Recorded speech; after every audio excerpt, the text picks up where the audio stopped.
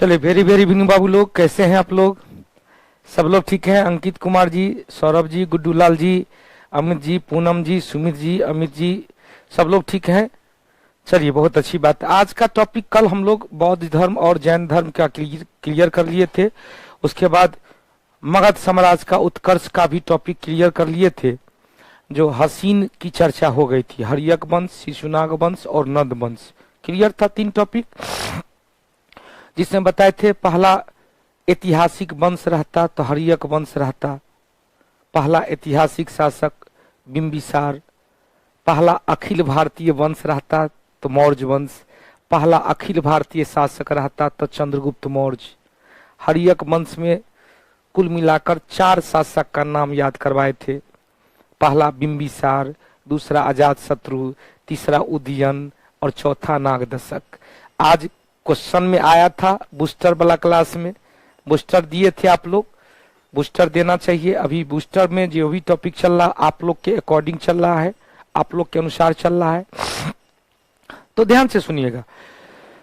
कल बताए थे कि पाटलिपुत्र या राजगीर की किलेबंदी किसने करवाया था? तो राजगीर की किलेबंदी अजातशत्रु। वैशाली को जीतकर मगध साम्राज्य का हिस्सा कौन बनाया था? अजातशत्रु। उसके लिए 2 नए अस्त्र शस्त्र रथ मूसल और महाशिला कंटक का यूज किए थे। मंत्री बस्कार को भेजे थे गुप्तचर बनाकर फूट डालने के लिए। अब क्वेश्चन पूछेगा कि अवंती पर कैसा रहा भाई? तो अवंती के राजा चंद्र प्रयोत थे, जिसको बिंबिसार ने अपने वैद्य, अपने डॉक्टर जीवक को भेजे थे। उसके बाद फिर क्वेश्चन पूछेगा कि हर्यक वंश के बाद कौन सा वंश का शासक रहा? तो हर्यक वंश के बाद शिशुनाग वंश का शासक रहा। शिशुनाग में 2 चीज की चर्चा किए थे, ध्यान से सुनिएगा। शिशुनाग में पहला क्या बताए थे बाबू? तो शिशुनाग में शिशुनाग वंश, शिशुनाग में शिशुनाग वंश। दूसरा शिशुनाग के बाद क्या था बाबू? कालाशोक। शिशुनाग ने क्या किया था? मगध की राजधानी पाटलिपुत्र से वैशाली ले गया। और कालाशोक ने क्या किया? कालाशोक ने वैशाली से फिर से पाटलिपुत्र को लाया। अब देखो कुछ बाबू कह रहे हैं कि सर क्लास बहुत लेट से स्टार्ट हुई है, तो शायद कल क्लास में नहीं थे, परसों भी कल क्लास लिए थे। क्लास का टाइम चेंज कर दिया गया है, 6:15 से 7:15 कर दिया गया है। 6:15 से 7:15 हिस्ट्री का क्लास कर दिया गया है। तो लेट नहीं, हम तो 1-2 मिनट थे, 1-2 मिनट तो फाइल ही सेटिंग करने में लग रहा था, तो 1-2 मिनट टेक्निकल चीज जैसे हिस्ट्री फिजिक्स का क्लास चल रहा था, सब कुछ को हटा के फिर से इस सब लगने में 5 मिनट का 7 मिनट का समय लग जाता है फिर से फाइल को बनाने में। तो ध्यान से सुनिएगा। तो कालाशोक ने क्या किया? वैशाली से फिर से मगध की राजधानी कहाँ? पाटलिपुत्र को बनाया। कालाशोक के काल में वैशाली में द्वितीय बौद्ध सम्मेलन का आयोजन किया गया, जिसके अध्यक्ष कौन थे? साबक मीर थे। आज इसमें क्या बताए थे? बौद्ध संघ में आंशिक विभाजन हो गया था, एक अस्थावीरावादी, एक महासांघिक। फिर बताए थे कालाशोक को क्या कहते? काकवर्णी कहा गया। कालाशोक को क्या कहते हैं? काकवर्णी कहा गया। और कालाशोक जो शिशुनाग वंश का था, शिशुनाग वंश का अंतिम शासक था नंदीवर्धन।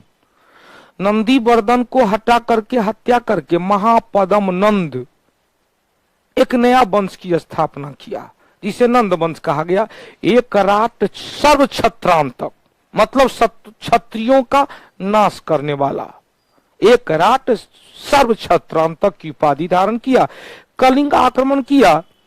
कलिंग को जीतकर मगध का हिस्सा तो नहीं बना पाया, लेकिन कलिंग से 2 जैन तीर्थंकर का मूर्ति लाकर पाटलिपुत्र में स्थापित किया, जिससे यह प्रमाणित होता है, जिससे प्रमाणित क्या होता है कि महापद्म नंद जैन धर्म को मानता था। तब तो जैन धर्म का तीर्थंकर को बुलाया, मूर्ति को लेके आया, पाटलिपुत्र में स्थापित किया। महापद्म नंद के बाद धनानंद। आज का क्वेश्चन था, धनानंद को एग्रेमीज कहा गया। आज का जीएस बूस्टर में क्वेश्चन था। धनानंद से फिर क्वेश्चन बना कि धनानंद के काल में ही 326 ईस्वी पूर्व में सिकंदर का आक्रमण हुआ था। 323 ईस्वी पूर्व में सिकंदर की मृत्यु हो गई अफ्रीका के बेबीलोन में। धनानंद का सलाहकार था चाणक्य उर्फ विष्णुगुप्त उर्फ कौटिल्य। अब देखो बाबू, क्वेश्चन पूछेगा कि धनानंद, ध्यान से सुनिएगा, धनानंद से क्वेश्चन बनता है, इसी धनानंद का सलाहकार या मंत्री थे, पुरोहित थे चाणक्य। चाणक्य को कैद खाना में डाल दिया था। चाणक्य कैद खाना से निकलकर भागा और जाते समय चंद्रगुप्त नामक युवा को भी लेके गया और चल गया तक्षशिला। वहां पर उसको पढ़ाया लिखाया, काबिल बनाया और फिर गुरु चेला मिलकर मगध पर आक्रमण किया। धनानंद को नाश करके, धनानंद का अंत करके एक अखिल भारतीय राजवंश मौर्य वंश की स्थापना किया। तो पहले अब देखे अगला टॉपिक में है कि मौर्य वंश की स्थापना से पहले भारत पर जो विदेशी आक्रमण हुआ था, चाहे ईरानी का आक्रमण, आज का क्वेश्चन था, ईरानी का आक्रमण से बताए थे। ईरान के हखमनी वंश के शासक डेरियस प्रथम या दायबाहु प्रथम 516 ईस्वी पूर्व में आक्रमण किया था। तो हखमनी वंश का आक्रमण और फिर सिकंदर का आक्रमण, आज यही दोनों टॉपिक का चर्चा करेंगे। समय बचेगा तो मौर्य साम्राज्य के बारे में चर्चा करेंगे। क्लियर? चलो, बहुत अच्छी बात है। अब देखो बउआ, बोली नहीं सुना पा रहा है, क्यों रे भैया? फायरमैन, चलो बोली नहीं, आवाज नहीं सुना पा रहे हैं। चलो कोई बात नहीं, सुनिएगा। आज का टॉपिक क्या है भाई? मौर्य साम्राज्य की स्थापना से पहले भारत में हुए विदेशी आक्रमण। मौर्य साम्राज्य की स्थापना से पहले भारत में हुए विदेशी आक्रमण को दो चरणों में बांटा गया। चुपचाप सुनिएगा, कहानी के रूप में दो चरणों में बांटा गया। पहला हो गया, हाँ, बालक के अंदर कुछ तो दिखा, राज केलम खेल खेल रहा था, बताएंगे कल, उसके बारे में चर्चा करेंगे, कहानी बताएंगे। पहले इसका टॉपिक को आज निकालते हैं, ध्यान से सुनिएगा। क्वेश्चन पूछेगा कि भारतीय उपमहाद्वीप में 6ठी शताब्दी ईस्वी पूर्व, अब देखो 6ठी शताब्दी ईस्वी पूर्व में क्या हुआ था? तो मगध साम्राज्य का उत्कर्ष स्टार्ट हो गया था। बिंबिसार ने हर्यक वंश की स्थापना कर लिया था 545 ईस्वी पूर्व में। आज का क्वेश्चन था कि मगध साम्राज्य का उत्कर्ष कब हुआ था? तो 6ठी शताब्दी ईस्वी पूर्व में। और हर्यक वंश का काल बताए थे 545 ईस्वी पूर्व से 412 ईस्वी पूर्व तक। हर्यक वंश के बाद शिशुनाग वंश का था 412 ईस्वी पूर्व से 344 ईस्वी पूर्व। शिशुनाग के बाद था नंद वंश 344 ईस्वी पूर्व से 322 ईस्वी पूर्व। क्लियर है ये सब? तो क्वेश्चन पूछेगा, ध्यान से सुनिएगा, क्वेश्चन पूछेगा कि 6ठी शताब्दी में भारतीय उपमहाद्वीप के उत्तर पश्चिम हिस्से में, मतलब पंजाब सिंध प्रांत के क्षेत्र में विदेशी आक्रमण होता है। वह विदेशी आक्रमण दो के नेतृत्व में होता है, पहला ईरानी आक्रमण और दूसरा यूनानी आक्रमण। पहला कौन सा? ईरानी आक्रमण, और दूसरा कौन सा?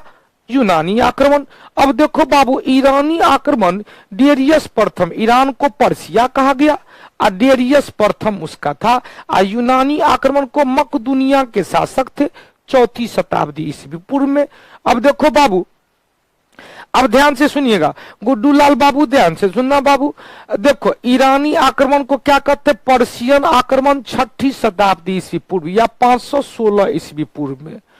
अब देखो, इसमें आक्रमणकर्ता कौन था बाबू? दारा प्रथम, जिसे डेरियस प्रथम या दायबाहु प्रथम के नाम से जाना जाता। चुपचाप सुनिएगा, बड़ी बड़ी महत्वपूर्ण क्वेश्चन है। अब ईरानी आक्रमणकारी में क्या हुआ बाबू? ध्यान से सुनना। दारा प्रथम या दायबाहु प्रथम या डेरियस प्रथम, ईरान के हखमनी वंश के शासक। हखमनी वंश को कहा जाता है एकमेनिड वंश। एकमेनिड वंश, हखमनी वंश को अंग्रेजी में क्या कहेंगे? एकमेनिड वंश का तीसरा शासक था। हखमनी वंश का तीसरा शासक था। क्लियर। ईरान के हखमनी वंश का तीसरा शासक था। अब क्वेश्चन पूछेगा, ध्यान से सुनिएगा। अब आपसे क्वेश्चन पूछे कि इधर मकदूनिया के शासक 326 ईस्वी पूर्व में, यूनानी आक्रमणकारी 326 ईस्वी पूर्व में, तो सदी हो जाएगी चौथी शताब्दी ईस्वी पूर्व, चौथी शताब्दी ईस्वी पूर्व या 326 ईस्वी पूर्व में आक्रमणकारी कौन था? सिकंदर महान, जिसे क्या कहते हैं? एलेक्जीमेंडर कहा जाता है। भारतीय भाषा में अलकेंदु कहा जाता है, अलकेंदु या एलेक्जीमेंडर कहा जाता है। ध्यान से सुनिएगा, यह मकदूनिया के दूसरा राजक थे। आइडेरियस प्रथम ईरान के तीसरा शासक थे। अब देखो बाबू, ध्यान से सुनिएगा। अब देखो क्वेश्चन पूछेगा, यदि आप लोग से क्वेश्चन पूछे कि पहला किसने आक्रमण किया, तो ईरानी आक्रमण के द्वारा हुआ।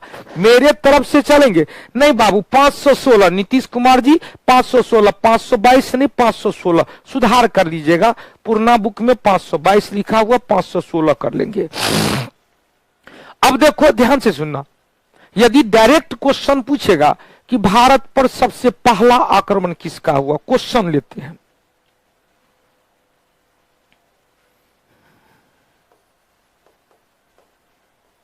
भारत पर सर्वप्रथम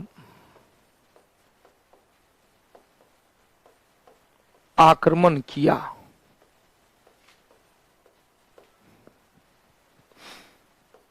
पहला ईरानियों ने,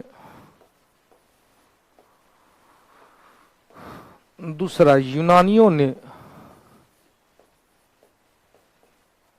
तीसरा आर्यों ने, चौथा तुर्कों ने। उत्तर बताइए तो रवि बाबू, वर्षा जी उत्तर बताएंगे, उत्तर बताएंगे।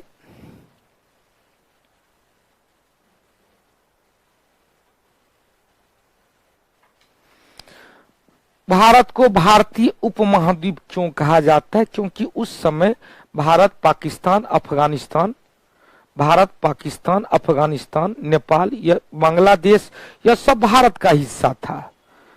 हो गया। चलिए उत्तर निकालते। मानस शर्मा जी, राजेश जी, पूनम जी, प्रतापराज जी, ईरानी रूबी जी, ईरानी ईरानी ईरानी, सबका उत्तर आ रहा है ईरानी ईरानी ईरानी ईरानी ईरानी ईरानी ईरानी ईरानी। एक भी उत्तर इसमें अलग नहीं है, उत्तर लगभग सबका आ रहा है ईरानी। कुछ लोगों का उत्तर ईरानी नहीं भी आ रहा है, कुछ लोगों का उत्तर ईरानी नहीं भी आ रहा है। चलिए मुकुल जी का उत्तर अलग आ रहा है, राहुल दरभंगिया का उत्तर अलग आ रहा है। चलिए अब हम बोलते हैं। अभी तक देखो भैया, अभी तक देखो, इसका मतलब है आप लोग इस क्वेश्चन को सीरियस नहीं लिए। हम कोई क्वेश्चन किए उसमें जरूर पेच लगा हुआ है, बिना पेच का तो क्वेश्चन, ऐसा क्वेश्चन इजी में तक लगा नहीं सकते हैं, जरूर कुछ न कुछ पेच लगा हुआ। नहीं तो अभी सर बराए है ईरानी, तब बताया यूनानी, तो अभी यही क्वेश्चन में सर कहा इतना प्रेशर दे रहे हैं। अब देखो भारत पर पहला आक्रमण आर्यों का हुआ था। आर्य भारतीय मूल के नहीं थे। मैक्स मूलर ने कहा आर्य विदेशी मूल के थे। समूह बना बना करके भारत पर आक्रमण किए, भारत में घुसपैठी किए और सिंधु घाटी सभ्यता को हटा करके अपनी सभ्यता को आरोपित कर दिए। तो उत्तर क्या निकलेगा? आर्य निकलेगा। हाँ, आर्य निकलेगा। अब क्वेश्चन इसी को चेंज कर देते हैं, इसी क्वेश्चन को चेंज कर देते हैं।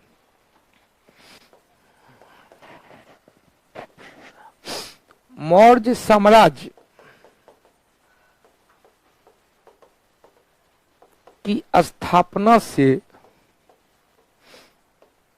पहले भारत पर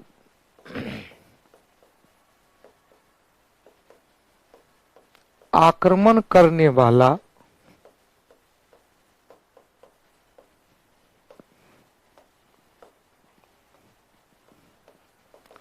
प्रथम विदेशी आक्रमणकारी कौन था?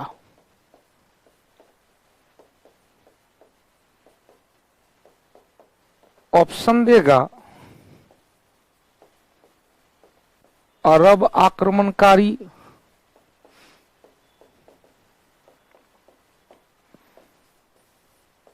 तुर्की आक्रमणकारी,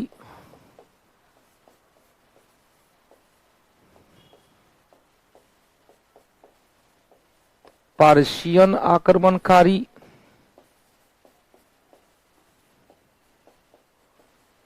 यूनानी आक्रमणकारी। जल्दी से बताएंगे, जल्दी से बताओ। मिस्टी रागनी फंस गई। मैं सो आंसर दे दिए गुड्डू जी, विकास कुमार विक्की जी आंसर तो दे दिए। हमने जो आंसर दिया उस पर आ जाइए, उस पर आ जाइए। जो हमने आंसर दिया इसमें तो कहीं ईरानी लिख लेने हैं, तो ईरानी क्या मार रहे हैं? हमने कहीं ईरानी दिया है? हमने कहीं ईरानी दिया है? जल्दी से बताओ तो। इस क्वेश्चन का उत्तर हमने कहीं ईरानी दिया है? नहीं दिया है। तो ईरानी को ही क्या कहते हैं? पर्शियन कहते हैं। ईरानी को ही क्या कहते हैं? पर्शियन कहते हैं। इसका उत्तर क्या होगा? ईरानी या पर्शियन एक ही चीज है। इस ऑप्शन के हिसाब से पर्शियन, ईरानी इसे ही कहते हैं। क्लियर हो गया? समझ में आया? समझ क्वेश्चन का देख रहे हैं, चेंजिंग थोड़ा सा मोड हुआ, उत्तर चेंज हो जाता है। तो आइए, उत्तर भी निकल गया बाबू। ईरानी को ही पर्शियन कहा जाता है। और ईरानी आक्रमण जिसे पर्शियन आक्रमण कहा गया, ईरानी या पर्शियन आक्रमण। पर्शियन। सुनिएगा, बड़ी मजेदार तरीके से सुनिएगा। क्वेश्चन पूछेगा कि मौर्य साम्राज्य की स्थापना से पहले भारत पर आक्रमण करने वाला पहला आक्रमणकारी, विदेशी आक्रमणकारी ईरान के शासक डेरियस प्रथम था, जिसे ही दाई बाहु प्रथम या डेरियस प्रथम कहा जाता है, दारा प्रथम कहा जाता है, जो साइरस का पुत्र उत्तराधिकारी था, साइरस का पुत्र था। अब देखो, साइरस हम लोग ज्योग्राफी में चर्चा किए थे। सबसे चमकीला तारा जिसे डॉग स्टार कहा गया, कुत्ता तारा कहा गया, चमकीला तारा साइरस था। साइरस का बेटवा था कौन? डेरियस प्रथम, जिसे दाई बाहु प्रथम या दारा प्रथम के नाम से भी जाना जाता है। तीसरा शासक था, हकमनी वंश का तीसरा शासक था साइरस प्रथम। साइरस का उत्तराधिकारी था। अब देखो, डेरियस प्रथम को भारतीय भाषा में दाई बाहु प्रथम भी कहा जाता है या दारा प्रथम भी कहा जाता है। क्लियर? इन्होंने 516 ईस्वी पूर्व में, इन्होंने कब बाबू? 516 ईस्वी पूर्व में कहां पर? तो भारत के उत्तर पश्चिम क्षेत्र, पश्चिमोत्तर क्षेत्र एवं पंजाब पर आक्रमण कर लिया और उसे जीत लिया। पंजाब पर आक्रमण करके उसे जीत लिया। ध्यान से सुनिएगा। अब क्वेश्चन पूछेगा वहीं से, उसके बाद वो आगे नहीं बढ़ा। बस उसका मन था कि भारतीय क्षेत्र को जीत कर उसको अपना नाम कर लेते, भारतीय क्षेत्र को जीतकर उसे अपना नाम कर लेते। तो दाई बाहु प्रथम उत्तर पश्चिम सीमा प्रांत से आगे नहीं बढ़ा। लेकिन क्वेश्चन पूछता है आखिर प्रभाव क्या पड़ा इस ईरानी आक्रमण का? तो दो तीन चीज का प्रभाव पड़ा। ध्यान से सुनिएगा। भारत में पहली बार जो रुपया आया, मुद्रा आया, ईरानी का था। ईरानी आक्रमण का प्रभाव क्या क्या पड़ा? तो ध्यान से सुनिएगा। हम लोग चर्चा किए थे कि पहली बार अभिलेख लिखने, विश्व इतिहास का पहला ऐसा शासक था जिसने अभिलेख लिखने की परंपरा को प्रारंभ किया था। मौर्य शासक अशोक को अभिलेख लिखने की प्रेरणा इसी डेरियस प्रथम से मिला था। हम लोग पहला चैप्टर में चर्चा कर लिए थे। तो क्वेश्चन पूछेगा विश्व का पहला शासक जिसने अभिलेख लिखने की परंपरा को प्रारंभ किया, डेरियस प्रथम। क्लियर? मौर्य वंश के शासक अभिलेख लिखने की परंपरा प्रारंभ किया किसने? अशोक। अशोक को अभिलेख लिखने की परंपरा की प्रेरणा कहां से मिली? डेरियस प्रथम, ईरान के हकमनी वंश के शासक। जो तीसरा शासक था उसके पिता साइरस थे, उसके उत्तराधिकारी डेरियस प्रथम, जिससे दाई बाहु प्रथम या दारा प्रथम के नाम से भी जाना जाता है। क्लियर? चलो बहुत अच्छी बात। अब यहाँ पर लिखा हुआ है मौर्य वंशी शासक अशोक ने इसी दारा से प्रेरणा लेकर अभिलेख लिखने की परंपरा। और दूसरा हमने कहा था कि लिपि में खरोष्ठी लिपि, अशोक के अभिलेख में 4 लिपि की चर्चा किए थे, ब्राह्मी लिपि, खरोष्ठी लिपि, ग्रीक लिपि, अरमाइक लिपि। भारतीय क्षेत्र में ब्राह्मी लिपि, वर्तमान पाकिस्तान में खरोष्ठी लिपि और अफगानिस्तान में ग्रीक और अरमाइक लिपि, जो शाह ए कुना काबुल से द्विभाषिक अभिलेख मिला था। सब चर्चा कर लिए हैं इसका। अब देखो बउआ ध्यान से सुनिएगा, क्वेश्चन पूछेगा कि खरोष्ठी लिपि का विकास ईरानी संपर्क का परिणाम था। अब देखो क्वेश्चन पूछेगा कि ईरानी संस्कृति का प्रभाव, ईरानी संस्कृति का प्रभाव, तो पहला अभिलेख भारत में ईरानी शासक ने प्रारंभ किया। खरोष्ठी लिपि का प्रभाव भी ईरानी शासक के द्वारा हुआ। अब क्वेश्चन पूछेगा कि साम्राज्य को विभिन्न प्रांतों में बांटना, साम्राज्य को विभिन्न प्रांतों में बांटना, जब ये प्रांत में बांटा गया तो ईरानी का प्रभाव था कि साम्राज्य को प्रांत में बांटा गया, प्रांत को फिर जिला में बांटा गया, जिला को प्रखंड में बांटा गया, और सबसे निचली इकाई गांव। हमने ऋग्वैदिक काल में भी चर्चा किए थे, याद आया? ऋग्वेद में भी चर्चा किए थे। वैदिक काल के बाद जन तक आए थे। ऋग्वेद में वैदिक काल में जन था, महाजनपद की चर्चा नहीं थी, याद आया? हमने कहा था कुल मतलब परिवार, कुल के प्रधान, परिवार के प्रधान को कुलप कहा गया। कई कुल मिलाकर गांव बना, गांव के प्रधान को ग्रामीणी या ग्रामिक कहा गया।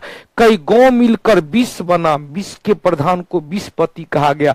कई 20 मिलाकर जन बना, जन के प्रधान को राजन कहा गया, जन के प्रधान को राजन। महाजनपद की चर्चा पूरे वेद में कहीं नहीं है। महाजनपद की चर्चा अंगुत्तर निकाय और भगवती सूत्र में 16 महाजनपद की चर्चा मिलती है। तो साम्राज्य को प्रांतों में वर्गीकरण भी कहां से हम लोग सीखे? तो ईरानी प्रभाव से सीखे। क्लियर हो गया? तो 3 चीज आया, 3 गो चीज आया। पहला बताए ईरान के हकमनी वंश के शासक से पहला आया, अभिलेख लिखने की परंपरा को प्रारंभ हुआ प्रताप राज जी। दूसरा, अशोक को अभिलेख लिखने की प्रेरणा कहां से? ईरान के हकमनी वंश के शासक। खरोष्ठी लिपि का विकास ईरानी, और प्रांतों में वर्गीकरण, साम्राज्य को प्रांतों में वर्गीकरण किया गया, ईरानी। हो गया? चलो बहुत अच्छी बात। अब चलते हैं, क्वेश्चन पूछेगा खरोष्ठी लिपि का विकास किस लिपि से हुआ था? तो अरमाइक लिपि से हुआ। ग्रीक और अरमाइक लिपि, याद आया? खरोष्ठी लिपि का विकास किस लिपि से हुआ? अरमाइक लिपि से हुआ। हम लोग पहला चैप्टर में बताए थे कि अशोक का अभिलेख में 4 लिपि का प्रयोग किया गया। ध्यान से सुनिएगा, हमने कहा था अशोक के अभिलेखों में 4 लिपि का प्रयोग है। याद आया? कौन कौन लिपि बाबू?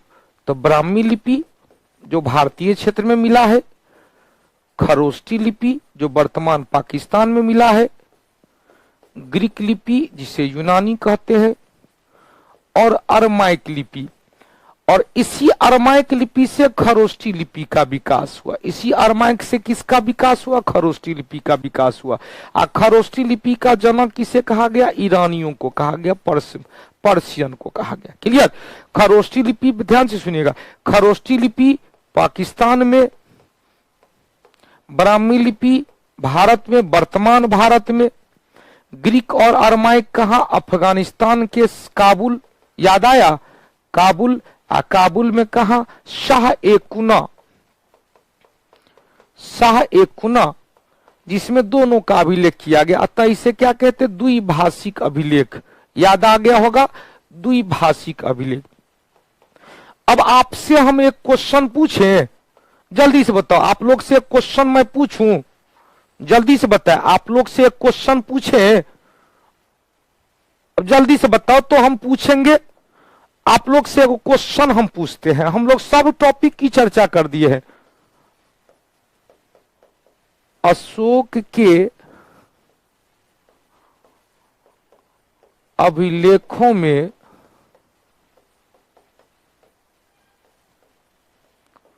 किस भाषा का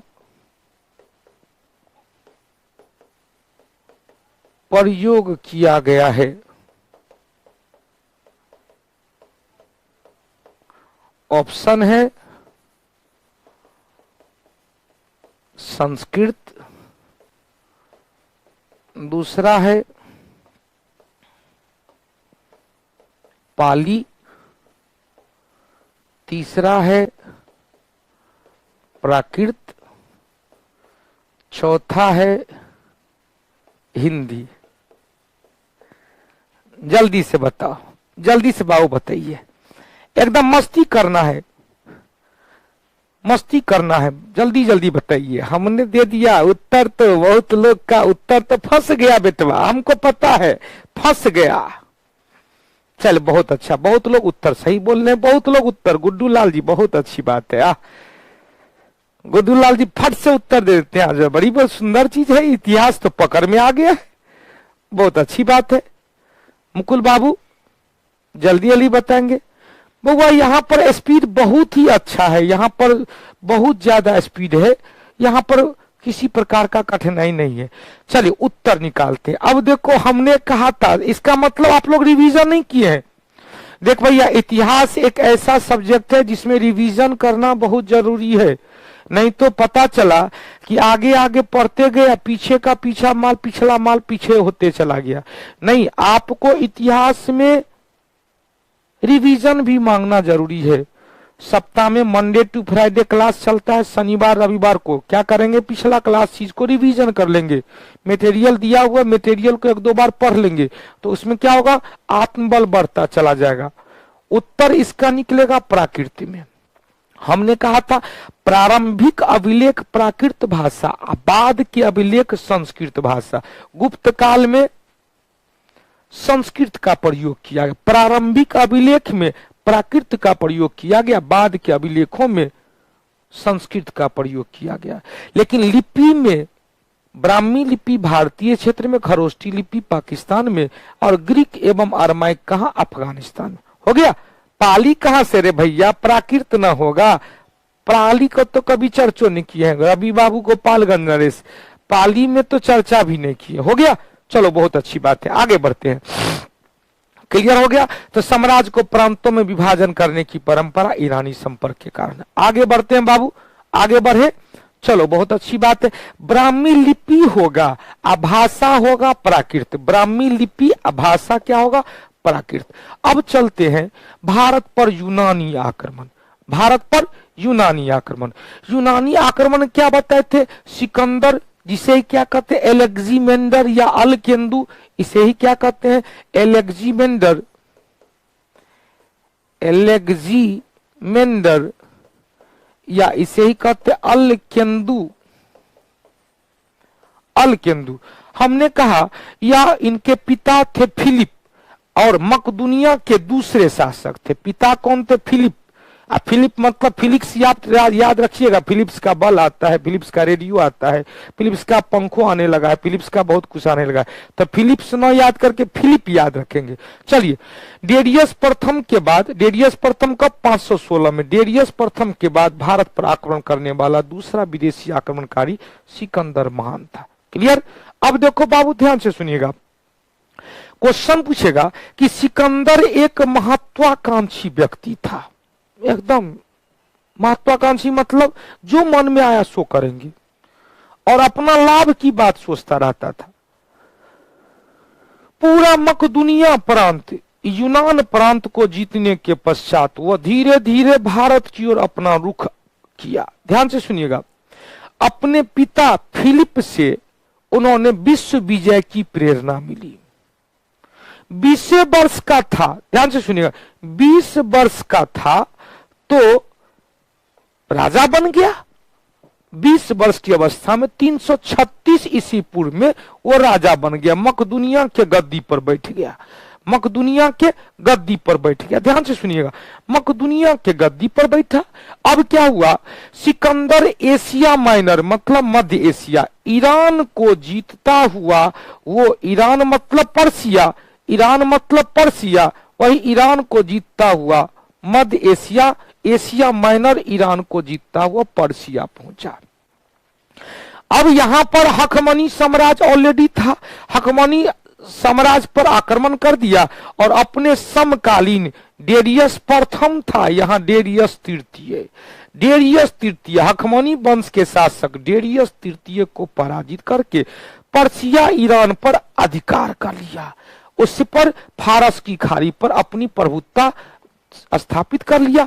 अब देखो ध्यान से सुनिएगा, फिलिप का बेटवा था, 20 वर्ष की अवस्था में 336 ईस्वी पूर्व में मकदूनिया का शासक बना। मकदूनिया के शासक बनने के पश्चात, पुष्पलता जी ध्यान से सुनिएगा, फिलिप द्वितीय, केवल फिलिप याद रखो ना। मकदूनिया के शासक बनने के पश्चात विश्व विजय की नीति अपनाया और विश्व विजय के तहत वो मकदूनिया से जीतता हुआ एशिया माइनर से ईरान पर्सिया आया और ईरान में हखमनी वंश के शासक थे डेरियस तृतीय को पराजित करके फारस की खाड़ी पर अपना दबदबा स्थापित कर लिया। उसके पश्चात वो हिंदू कुश पर्वत खैबर दर्रा को पार करता हुआ, हिंदू कुश पर्वत को पार करता हुआ भारतीय क्षेत्र की ओर अपना रुख किया। अब देखो बाबू ध्यान से सुनिएगा, क्वेश्चन पूछेगा कि फारस से वह हिंदू कुश पर्वत को पार करता हुआ भारतीय क्षेत्र पहुंचा। अब हिंदू कुश पर्वत में एगो दर्रा था,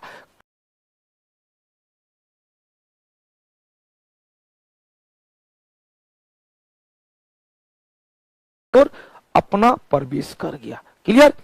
सिकंदर महान यूनान के मेसिडोनिया प्रांत, जिसे मेसिडोनिया को क्या कहते हैं, मकदूनिया, मेसिडोनिया को क्या कहते हैं, मकदूनिया, मेसिडोनिया प्रांत का शासक था। इन्हें ही एलेक्जेंडर या एलेक्जीमेंडर या अलकेंदु कहा जाता है।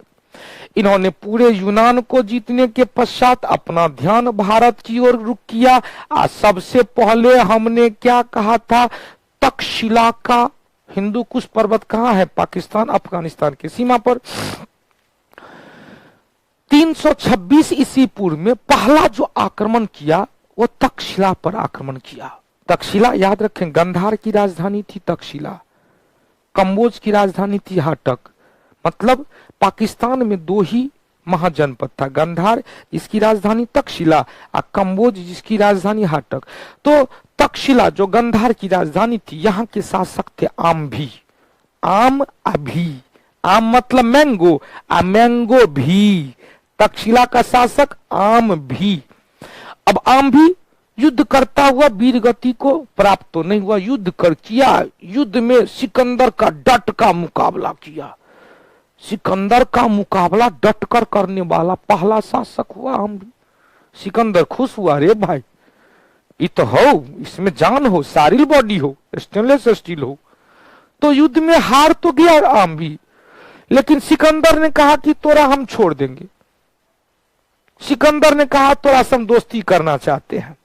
तो आम भी से युद्ध जीतने के पश्चात सिकंदर ने आम भी के पास दोस्ती का प्रस्ताव रखा। अब देखो, जो जीता हुआ शासक था कहा कि भैया तोरा हम समझ गए, तोरा हम बुझ गए, तू बड़ी बलशाली है, तू हमारा काम आएगा, तोरा से हम दोस्ती करना चाहते हैं।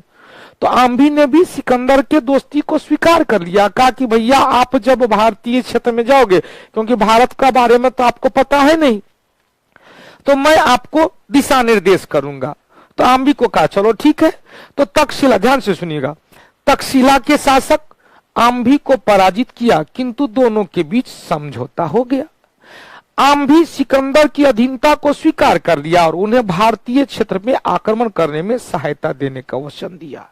अब देखो भैया, आम्भी का भी क्या किया, सिकंदर भी अपने, ध्यान से सुनेगा, गांधार का शशांक, गांधार का शासक कौन थे बाबू, गांधार का शासक शकुनी, हाँ शकुनी मामा भी थे, बहुत अच्छी बात है, वो महाभारत की चर्चा है। चलिए आइए, गांधार, गांधारी धृतराष्ट्र की पत्नी गांधारी, गांधारी का भाई था शकुनी मामा, दुर्योधन का मामा।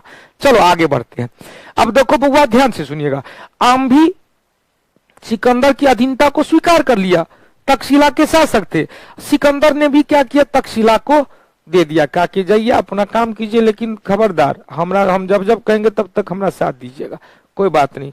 अब क्वेश्चन पूछेगा, उसके बाद दूसरी ओर सिकंदर आम्भी का राज दे दिया। अब आम्भी के पश्चात, तक्षशिला अभियान के पश्चात दूसरा अभियान पौरव के खिलाफ। दूसरा अभियान पौरव राज के खिलाफ हुआ। ध्यान से सुनिएगा, पौरव, रब में पौ जोड़ना है, पौरव। अब पौरव के शासक थे पोरस, शासक का नाम था पोरस, एकदम पोरस, राज था पौरव। तो पौरव का खिलाफ अभियान किया। पौरव के शासक पोरस थे। दोनों सिकंदर और यह जो पोरस राज था, या पोरस राज के बारे में कहा जाता है, ध्यान से सुनिएगा, पोरस राज के बारे में कहा जाता है कि यह राज दो नदी के बीच में था। एक तरफ चिनाब था अस्किनी, एक तरफ झेलम था बितस्ता। झेलम और चिनाब के बीच में जो राज था वह पौरव राज था। शासक का नाम था पोरस, शासक का नाम था पोरस। तो चिनाब को कहते अस्कनी, झेलम को कहते बितस्ता, परुसनी को कहते राबी, शत्रुदी कहते सतलज को, विपाशा कहते ब्यास को, सदानीरा कहते गंडक को, द्रुसदती कहते घग्घर को। याद है सब? द्रुसदती किसे कहते? घग्घर को। तो इस दोनों का, पौरव का राज कहां कहां था? झेलम और चिनाब नदी के बीच के संगम पर था। क्लियर? अब देखो, कोई यहां के शासक थे पोरस, पौरव राज के शासक, पौरव राज के शासक पोरस। सिकंदर को साथ दे रहा था कौन? तक्षशिला के शासक अम्भी। अब युद्ध हुआ, युद्ध की बिगुल बज गई। झेलम नदी, झेलम नदी का ऋग्वैदिक नाम बीतस्ता। झेलम नदी को यूनानी भाषा में हाइडेस्पीज कहा गया। क्या कहेंगे? हाइडेस्पीज, उधर भी बताए थे। और विपाशा नदी को हाइफेनिस कहा गया, हाइफेनिस, विपाशा। और झेलम को क्या कहते? बितस्ता, ऋग्वैदिक नाम हाइडेस्पीज। दोनों की सेना आमने सामने हुई। पोरस के सीना में हाथी था, एकदम गज सेना था, विशाल गज सेना था। सिकंदर की सेना क्या था? घोड़सवार सेना था। घोड़ा एकदम तेज तरार दौड़ने वाला, हाथी एकदम हम्बल चाल से चलने वाला, धीरे धीरे मंद मंद चाल से चलने वाला। लेकिन हाथी सेना काफी बलशाली सेना थी। चार गो घोड़ा को पैर तले दबा सकता था, घोड़ा को सूर में हिला करके फेंक सकता था। तो अब क्या हुआ? ध्यान से सुनना। सिकंदर वेट करने लगा, क्योंकि झेलम नदी के किनारे हुआ था, मैदानी क्षेत्र था, दलदली क्षेत्र था, वर्षा का मौसम स्टार्ट हुआ। मतलब दोनों का सेना एक आमने सामने, अभी तक बिगुल नहीं बज रहा है, दोनों का सेना आमने सामने, बिगुल नहीं बज रहा है, यलगार नहीं हो रहा, यलगार हो अभी तक नहीं हुआ, लेकिन दोनों तैयार है कि जैसे ही आदेश होगा ठोक दिया जाएगा। सिकंदर की सेना भी घोड़ा पर चढ़ के सवार था, और उधर पोरस की सेना भी हाथी पर चढ़ के सवार था। बस बादशाह का, शासक का आदेश होने वाला था। कई महीना बीत गया, युद्ध की घोषणा हो ही नहीं रही है, लेकिन दोनों युद्ध के लिए तैयार है। सिकंदर दिमाग पर लगा रहा था कि भैया अभी सुखार में हाथी सेना के सामने हमारा घोड़ा सेना टिक नहीं पाएगा, तो बरसात का वेट करते हैं। बरसात होने लगा कि मैदानी भाग में कीचड़ होने लगा, हाथी का शरीर काफी भारी भरकम, कीचड़ में फंसने लगा हाथी, हाथी का चाल कम हो गया, और उधर घोड़वा चाल तो इसने तेज था, मारे चाबुक और उछल जाए 4 कदम आगे। मौसम साथ दे दिया सिकंदर का, जिसके कारण पोरस की सेना की हार हो गई।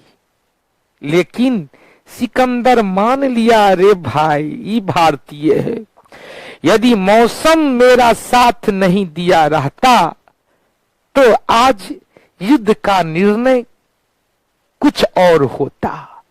सिकंदर ने पोरस को तो हरा दिया, लेकिन पोरस की वीरता से प्रसन्न हुआ और उससे दोस्ती कर लिया। कहा कि यार हम जीत गए, भले ही मौसम ने साथ दिया। तो कहते ना यदि भगवान का साथ हो तो गधो पहलवान हो जाता है। मौसम ने साथ दिया और जीत गया। इधर पोरस युद्ध हार कर भी सिकंदर के नजर में जीत गया। दोनों के बीच समझौता हो गया, दोस्ती हो गई और पोरस का जो राज था पौरव उसको लौटा दिया, कहा कि ना इसके हकदार तुम हो। दूसरी तरफ ध्यान से सुनिएगा, सिकंदर की पत्नी थी रेक्सोना, पहले के शासक। तब जब युद्ध करने जाता तब पूरा परिवार के जाता, पूरा बटालियन के साथ जाता, परिवार बाल बुतरू सब लेके जाता था कि चलो भैया युद्ध करने जाएंगे, हम जाएंगे युद्ध करने, तू सब अपना खाना पीना बनाना। तो सिकंदर की पत्नी थी रेक्सोना। कहा कि सिकंदर ने कहा कि ऐसा मौका नहीं मिलेगा, इसको राखी बांधो। रक्षा बंधन रक्षा सूत्र सिकंदर की पत्नी रेक्सोना ने पोरस के कलाई पर बांध दिया कि भैया मेरे राखी के बंधन को निभाना। सिकंदर की पत्नी रेक्सोना ने पोरस के हाथ पर कलाई पर रक्षा बंधन का सूत्र बना, वहीं से रक्षा बंधन का पर्व हम लोग मनाते आ रहे हैं।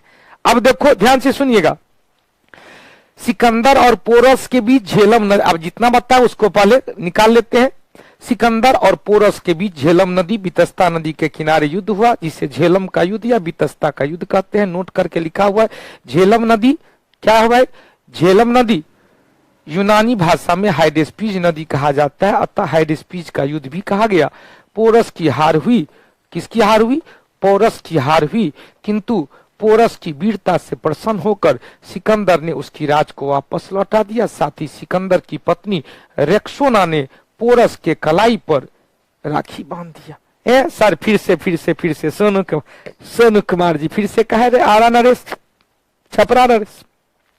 सिकंदर को भारतीय में अलकेंदु, इनका घोड़ा का नाम था बुके फराल। हो गया, इतना तक क्लियर हो गया। चले बहुत अच्छी बात है। अब तिलकेश्वर जी ध्यान से सुनिएगा, क्वेश्चन पूछेगा कि पोरस के बाद, अब देखो सुनिएगा, बड़ी मजेदार कहानी है। पोरस के बाद क्या हुआ भाई? सिकंदर ने कहा कि तक्षशिला के शासक आम्बी को जीते, दे दिए उसका राज, पौरव का राज दे दिए, पोरस को उसका राज दे दिए। पौरव राज था, राजा का नाम था पोरस, राज दे दिए। सिकंदर की सेना को कुछ समझ में नहीं आ रहा था कि आप पगला गया है क्या? कि पगला जीतता है, कहता है मोगेम्बो खुश हुआ, ले जाओ अपना राजपाट। ये कोई बात हुआ यार? तू तो अपना बीवी बाल बच्चा को साथे रख लिया, हम अपना घर पे मकदुनिया में छोड़ के आए हैं, मेसिडोनिया में छोड़ के आए हैं, यूनान में छोड़ के आए हैं। हमारा क्या हुआ होगा, क्या नहीं हुआ होगा? डॉक्टर के पास जाना था, लास्ट पीरियड लास्ट टाइम चल रहा था, बउआ होने वाला था, बुच्ची होने वाला था, बीमार हो गया होगा कि क्या होगा, रसद पानी हुआ होगा कि नहीं हुआ होगा? ये पगला, इसके साथ तो हमारा पता नहीं चलता, युद्ध जीतता है, कहता ले जाओ अपना राजपाट, दोस्ती कर लेता है। आप ऊपर से कह रहा है कि भैया चलो अब ब्यास नदी को पार करके मगध क्षेत्र की ओर जाएंगे। ब्यास नदी को बिपाशा हाइफेनिस सिकंदर की सेना ने करने, अब बहुत हुआ, अब हमारा चलिए, हमारा घर का याद आ रहा है, हमारा फोन आया था, व्हाट्सएप पे आया था, कॉल आया था, मैसेज आया था कि हमारा इससे वैसे बात है। सिकंदर की सेना ने कहा कि चलो ना एक बार है एगो राज को जीत लेते। कहा कि नहीं वो सब नहीं, पता नहीं, आप फिर कहिएगा जीत जाइएगा मगध को, कहिएगा कि नहीं चलिए छोड़ दीजिए, आपके वीरता से प्रसन्न हुए और राज ले जाइए आप। फिर कहिएगा हम लोग को फायदा क्या हुआ? जुटो से एनर्जी वेस्ट हो जाता है। जब राज को देना ही था, जब दिल तोड़ना ही था तो दिल लगाया क्यों रे भाई? है ना, जब दिल तोड़ना ही था तो दिल लगाया क्यों? पहले से पता है दिल तोड़ना है तो दिल लगाया क्यों? तो सिकंदर ने भी अपनी सेना की बात को मान लिया। क्यों? उसके पीछे रीजन था। देख लिया था कि भैया छोटा सा राज्य पौरव जिसके पास हस्ती सेना थी, जिसके पास हस्ती सेना थी, हमारा पानी पिला दिया। यदि बरसात नहीं होता तो हमारा तो जो विश्व विजय की जो नीति अपनाई थी, हमारा तो पता चलता विश्व विजय एकदम लहने पर देना हो जाता, ले लोटा। और मगध क्षेत्र में जो हस्ती सेना के लिए विश्व विख्यात है, यहां पर तो 4 गो हाथी था और वहां पर तो 1000 का 1000 हाथी है रे भाई। कहीं जाके हार जाएंगे तब का होगा, तब तो इज्जत पर बट्टा लग जाएगा। का ठीक है, अब आप लोग का यदि यही मन है तो चलिए आप लोग के इच्छा के अनुरूप हम काम करेंगे। तो सिकंदर ने अपनी सेना को 2 भाग में बांट दिया, एगो जल सेना, एगो स्थल सेना। जल सेना को नियारकस के नेतृत्व में पीछे लौटने का इजाजत दिया और स्थल सेना को अपने ही नेतृत्व में पीछे लौटने के लिए कहा। ध्यान से सुनिएगा, क्वेश्चन पूछेगा सिकंदर का भारतीय क्षेत्र पर अंतिम आक्रमण। ध्यान से सुनिएगा, पोरस के बाद सिकंदर ने भारतीय क्षेत्र अन्य प्रदेश को जीतने का प्रयास किया, किंतु सिकंदर की सेना ब्यास नदी को पार करने से मना कर दिया। ब्यास नदी को क्या कहते हैं? हाइफेनिस नदी। ब्यास नदी को क्या कहते हैं? हाइफेनिस नदी। क्लियर। फिर क्वेश्चन पूछेगा सिकंदर का भारतीय भूभाग पर अंतिम विजय अभियान पाटल राज के खिलाफ हुआ। 3 गो आम्भी, तक्षशिला, पौरव शासक पोरस और तीसरा कौन? पाटल। उसके बाद सिकंदर की सेना ने क्या किया? सिकंदर ने भारत में 2 शहर का भी स्थापना करवाया, बुकेफाला और नेकैया। 2 गो नया शहर बनाया, बुकेफाला और नेकैया शहर। सेना की बात को स्वीकार करते हुए सिकंदर ने स्वदेश लौटने का निर्णय लिया, 2 टुकड़ी में बांट दिया। जल सेना को सेनापति नियारकस के नेतृत्व में वापस भेज दिया, जबकि स्थल सेना को खुद अपने नेतृत्व में वापस लौटने के दौरान 323 ईस्वी पूर्व में अफ्रीका के बेबीलोन में सिकंदर की मृत्यु हो गई। सिकंदर के मृत्यु का सदमा उनका घोड़ा बुकेफाल नहीं बर्दाश्त कर पाया और बुकेफाल भी मृत्यु हो गया। दोनों को सिकंदर की सेना ने बेबीलोन में ही, सिकंदर और उसके सेना बुकेफाल को बेबीलोन में ही दफना दिया और सिकंदर वहां से वापस लौट गया। क्वेश्चन पूछता है सिकंदर का गुरु का नाम क्या था? सिकंदर का गुरु एरिस्टोटल या अरस्तु थे। अरस्तु के गुरु कौन थे? प्लूटो थे। प्लूटो के गुरु कौन थे? सुकरात थे। और सुकरात के गुरु कौन थे? अफलातून थे। हम लोग ट्रिक लिए थे कई बार, कहते एस पास। क्या कहते? एस पास। एस से क्या था बाबू? सुकरात था। कई बार चर्चा हो चुका है। पी से क्या था? प्लूटो था। ए से क्या था? अरस्तु था। अरस्तु को ही क्या कहते हैं? एरिस्टोटल। और एस से क्या था? सिकंदर था। तो सिकंदर का गुरु कौन? अरस्तु। अरस्तु का गुरु कौन? प्लूटो। प्लूटो का गुरु सुकरात था। कभी कभी देगा सुकरात का गुरु कौन था? तो अफलातून। सुकरात का गुरु कौन था? अफलातून। सुकरात का गुरु कौन था? अफलातून। क्वेश्चन पूछता है भारत का सुकरात किसे कहा जाता है? महादेव गोविंद रानाडे, एमजी रानाडे को भारत का सुकरात कहा जाता है। भारत का सुकरात किसे कहते हैं? एमजी रानाडे, महादेव गोविंद रानाडे को कहा जाता है। समझ में आई? क्लियर हो गया? जल्दी से बोलो क्लियर। कहीं को कोई दिक्कत? बायोलॉजी का जनक को भी अरस्तु कहा जाता है। अरस्तु को जूलॉजी का जनक भी कहा जाता है, बायोलॉजी का जनक भी कहा जाता है। और कोई क्वेश्चन कहीं किन्हीं को दिक्कत है तो बताओ, जल्दी से बताओ, हम वेट करें। लक्ष्मी बाबू, आर के सागर जी, सुमन जी, सौरभ जी, सुमित लाल जी, बालकिशोर जी, और किन्हीं को कोई दिक्कत है? अंजनी, रुपेश, अमित बाबू, सिकंदर के वाइफ कहां गया सर? बट पगला कहीं का, थोड़ा दूसरे जगह नजर है। एमजी रानाडे, वर्षा जी, और कोई बाबू, और कोई डॉट जल्दी बताओ। तो नहीं डर तो एप्लीकेशन पे जल्दी से टेस्ट देंगे या टेस्ट का डिस्कशन में मजा लेंगे। गुड्डू लाल जी अंत में कम से कम 5 प्रश्न आप लोग से हम लोग से पूछा जाए। राकेश बाबू का कुछ क्वेश्चन आ रहा है। तिलकेश्वर जी, गुड्डू लाल जी, राकेश जी का क्वेश्चन इतना स्पीड में आ रहा है। राकेश जी आप यूट्यूब चैनल पर भी कमेंट कर देंगे।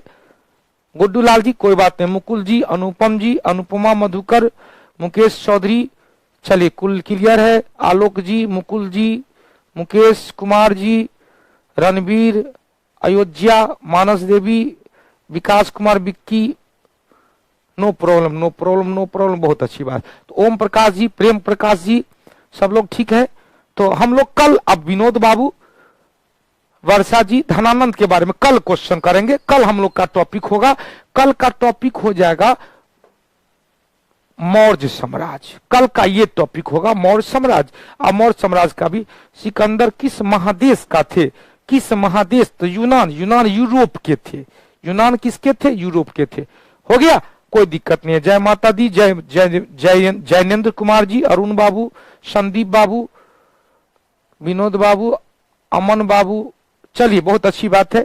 प्रताप राज जी, तो कल हम लोग चर्चा करेंगे। अब धीरे धीरे क्लास को ले चलेंगे, अब मस्ती करते हुए चलेंगे। लेकिन पिछला चीज को रिपीट करेंगे। आज आप लोग से क्वेश्चन पूछे थे, बहुत लेट से बता पाए। पिछले चीज को भी रिवीजन करेंगे। हमने जो पहला टॉपिक बताया था पुरातात्विक स्रोत या ऐतिहासिक स्रोत, बड़ी महत्वपूर्ण था। वो हीमोग्लोबिन बनना चाहिए, क्योंकि कल मौर्य साम्राज्य की चर्चा करेंगे। ढेर सारा टॉपिक वहां भी चर्चा हो चुका था, चाहे मेगास्थनीज के बारे में हो या कौटिल्य के बारे में हो। अर्थशास्त्र की चर्चा कर दी है, इंडिका की चर्चा कर दी है। तो फिर मिलते हैं 7:50 में टेस्ट सीरीज विद डिस्कशन में। जल्दी से जल्दी आप टेस्ट देंगे। और टेस्ट में बार बार कह रहे हैं कि आप लोगों को 15 टेस्ट अब कर दिया गया, 10 के बदले 15 टेस्ट हो गया है।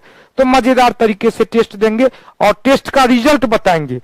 जब यूट्यूब चैनल पर भी आप रिजल्ट बता देंगे कि मैंने इतना स्कोर पाया है, इतना निगेटिव हुआ है, स्कोर कार्ड का दे देंगे जैसा पहले देते थे। और जब मैं आऊंगा तो उसका भी बताएंगे। क्लियर? तो फिर मिलते हैं टेस्ट डिस्कशन में। तब तक के लिए जय हिंद, जय भारत, जय कौटिल्य, जय बिहार, जय मिथिला। धन्यवाद। आप लोग अपना ख्याल रखेंगे और रिवीजन करते रहेंगे। धन्यवाद।